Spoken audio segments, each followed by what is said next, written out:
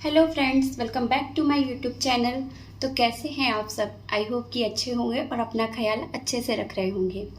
तो इस वक्त हमारा हो गया है सारा प्रेगनेंसी का टाइम कंप्लीट और अब हमें जाना है फाइनली अपनी डिलीवरी के लिए हॉस्पिटल। तो उसके लिए हमें एक बैग तैयार करना होगा। तो उस बैग में कुछ ऐसी ज़रूरी चीज़ें रखनी होगी जो हमें डिलीवरी के वक्त बहुत ज़्यादा यूज़ में आने वाली है, और एक भी चीज़ को छोड़ने से या मिस करने से हमें वहाँ पर थोड़ी प्रॉब्लम हो सकती है। तो आज मैं आपको इस वीडियो में बताऊंगी कि हमें अपने डिलीवरी वाले बैग में क्या क्या चीज़ें रखनी हैं। ये वीडियो को स्टार्ट करते हैं। तो हमें हॉस्पिटल के लिए एक नहीं, हमें 2 बैग तैयार करने हैं। एक बैग हमारे लिए और एक बैग हमारे आने वाले बच्चे के लिए तैयार करना है। तो सबसे पहले बात कर लेते हैं कि हमारे लिए जो बैग तैयार करेंगे उसमें हमें क्या क्या रखना है। सबसे पहली बात तो हमें हॉस्पिटल की फाइल्स रखना है। जो हमने 9 मंथ से जो हमने चेकअप कराया है, जो हमारी सारी रिपोर्ट्स उसमें है, तो वो फाइल हमें नहीं भूलनी है। तो हमें सबसे पहले उस फाइल को अपने बैग में रखनी है।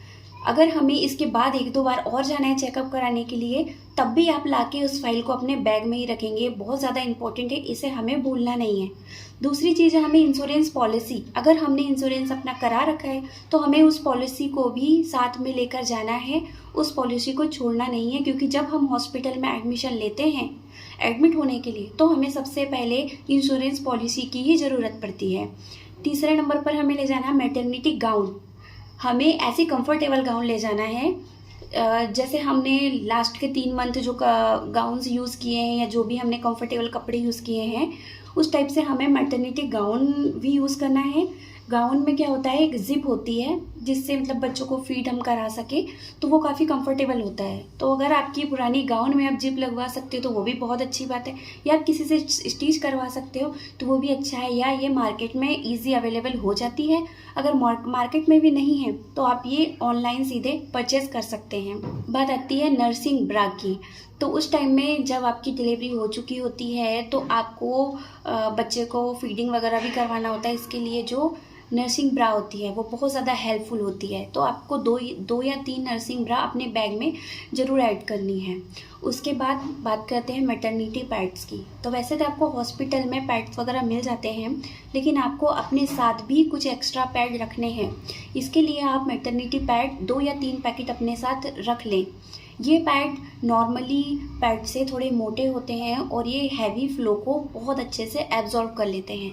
तो ये हमें उस वक्त काफ़ी हेल्पफुल होते हैं, क्योंकि उस वक्त हमें बहुत ज़्यादा हैवी ब्लीडिंग हो रही होती है। तो ये पैड बहुत ही अच्छे होते हैं। हमें अंडरवियर रखना है, हमें 4 से 5 एक्स्ट्रा अंडरवियर रखना है, क्योंकि इस टाइम में हैवी फ्लो के कारण हमारी अंडरवियर गंदी भी हो सकती है, तो हम उसे फेंक कर दूसरी यूज़ करें। इसीलिए हमें एक्स्ट्रा भी रखना है। और अपने नॉर्मली साइड से 2-3 नंबर बड़ा ही हमें रखना है ताकि हमें कंफर्टेबल लगे। उसके बाद हमें सॉक्स और कॉटन भी रखनी है। सॉक्स तो हमारे पैरों को गर्म रखने के लिए, हमारी बॉडी में हवा ना जाए इसलिए हमें सॉक्स को रखना है। और कॉटन बॉल्स हमें रखना है अपने कानों में लगाने के लिए। जैसे कि हम अगर कान नहीं बांध सकते, गर्मी बहुत ज़्यादा है, या फिर फ़ैन चल रहा है कमरे में, या आप एसी वाला रूम ले रहे हो तो वहाँ एसी चल रही है तो उसकी हवा हमारे कानों में जाती है, जो हमारे शरीर के लिए बहुत ही नुकसान पहुंचाती है हमारे शरीर को। तो हम अपने कानों में कॉटन बॉल्स लगा सकते हैं, जिससे कि हमारे शरीर में हवा जाने से हम बच सकते हैं। फिर हमें एक किट तैयार करनी है जिसमें हमारा टूथब्रश हो, टूथपेस्ट हो, साबुन हो, फेस वॉश हो, कंघी हो और क्रीम हो। ये सब मतलब हमें जब हम हॉस्पिटल से घर आए तो हमें इन सारी चीज़ों की ज़रूरत पड़ने वाली है, या डेली भी आप इनका यूज़ करते ही हैं, तो ये सब चीज़ें भी हमारे बैग में होनी चाहिए। उसके बाद हमें 2 या 3 शॉल भी हमारे साथ रखनी चाहिए। जैसे हॉस्पिटल से तो हमें कंबल, बेडशीट वगैरह ये सब मिलती हैं, लेकिन हमें वॉकिंग करने का मन है या फिर कहीं बाहर जाने का मन है तो हमें उसके लिए शॉल बहुत ज़्यादा ज़रूरी है, क्योंकि इस वक्त हमारे बॉडी को हवा नहीं लगनी चाहिए। तो हम उसके लिए हम शॉल ओढ़ कर ही मतलब टहल सकते हैं।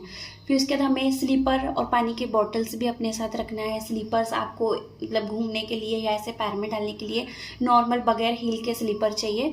और उसके बाद आपको पानी का बॉटल भी अपने साथ रखना है और आपको थोड़े बहुत स्नैक्स भी रखना है कि जो आप खा सको, वैसे स्नैक्स भी आपको रखना है। और इन सारी चीज़ों को आपके साथ जो आपकी फैमिली मेंबर में से जो जा रहे हैं उन्हें भी आप ये सारी चीज़ बता दें कि आपके बैग में कौन सी चीज़ें कौन सी जगह पर रखिए, ताकि जब आपको यूज़ में आए तो वो आराम से आपको निकाल के दे सके। और तो अब बात कर लेते हैं कि बेबी के लिए जो हम बैग तैयार करेंगे उस बैग में क्या क्या जाएगा। तो उसमें तो बेबी के लिए तो पहले 8-10 हमें टी शर्ट रखनी है, क्योंकि वो पल पल में अपने कपड़े या गीले कर सकता है या बिगाड़ सकता है या पोटी कर सकता है। तो उससे क्या है कि उसके कपड़े गंदे हो सकते हैं। तो टी शर्ट और पैंट वगैरह हमें 8-10 पेयर रखने हैं। उसके बाद बच्चों के लिए सॉक्स रखना है, क्योंकि वो जब माँ के गर्भ से बाहर आता है तो उसे अंदर का टेम्परेचर और बाहर के टेम्परेचर में बहुत ज़्यादा फ़र्क होता है। तो हमें उसके लिए सॉक्स भी रखना है। वैसे तो मार्केट में सेट ही आता है इसका, जिसमें कैप, ग्लव्स और सॉक्स वगैरह सारे कुछ होते हैं, तो हम वो भी ले सकते हैं। उसके बाद डायपर रखना है। डायपर का हमें पैकेट ही रखना है पूरा, ज़्यादा से ज़्यादा, क्योंकि हर 1 घंटे में बच्चा सुसु या पोटी करते रहता है, तो हमें डायपर का एक पैकेट ही रखना है। उसके बाद हमें डायपर क्रीम भी रखना है और रैसेस क्रीम भी रखना है। डायपर पहनाने से पहले डायपर क्रीम लगाना है, उसके बाद डायपर पहनाना है, क्योंकि उनकी स्किन बहुत सेंसिटिव होती है।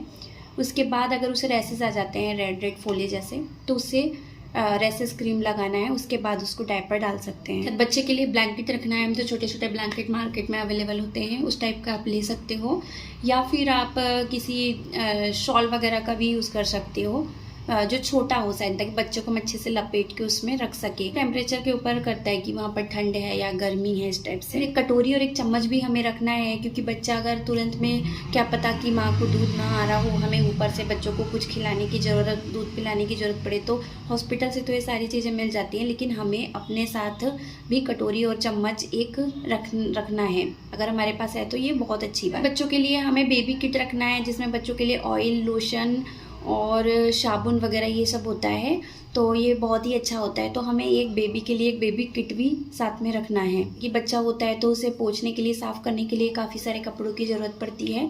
तो या तो वो आप अपने घर से कपड़ों को धोने के बाद डेटोल के पानी में मतलब डुबाकर और सुखाकर भी ले जा सकते हो, या फिर आपको हॉस्पिटल से भी मिल सकता है। इसमें ये डिपेंड करता है आप किस टाइप के हॉस्पिटल में जा रहे हो। तो कहीं कहीं तो हॉस्पिटल में कपड़े मिल जाते हैं। अगर वहाँ ना मिले तो आप पहले डॉक्टर से सारी लिस्ट आप मांग लीजिए कि हमें क्या क्या चीज़ें लाना है। उस टाइप से आप अपने घर से भी सारी चीज़ें एक बैग में डालकर ले जा सकते हो। इसके बाद हमें अपने लिए और बेबी के लिए अच्छे से कपड़े ले जाना है घर वापस आने के लिए, क्योंकि जब आप घर से हॉस्पिटल से अपने घर आओगे तो आपको हॉस्पिटल से बहुत अलग माहौल मिलने वाला है अपने घर पे। तो आपको अपने लिए और बेबी के लिए कुछ अच्छे से कपड़े ले जाने, जिनको पहन के आप घर आ सको और आपका वेलकम अच्छे से हो सके। तो ये है मेरे आज के टिप्स आपके बैग और आपके बच्चों के बैग के लिए। तो अगर ऐसे कुछ चीज़ छूटी है तो आप कमेंट में भी ये चीज़ों को लिख सकते हैं, ताकि हमारे और भी जो व्यूवर्स हैं वो इन सब चीज़ों को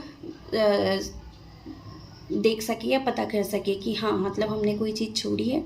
और आप इस सब में अपनी मम्मी या अपनी दादी की राय ज़रूर लें, क्योंकि उन्हें भी इन सब चीज़ों का बहुत ज़्यादा नॉलेज होता है। तो आप उनसे भी एक बार सलाह ज़रूर लें। तो आपको आज का मेरा वीडियो कैसा लगा? अगर वीडियो अच्छा लगा हो तो वीडियो को लाइक करें, और चैनल पर नए हो तो चैनल को सब्सक्राइब करें।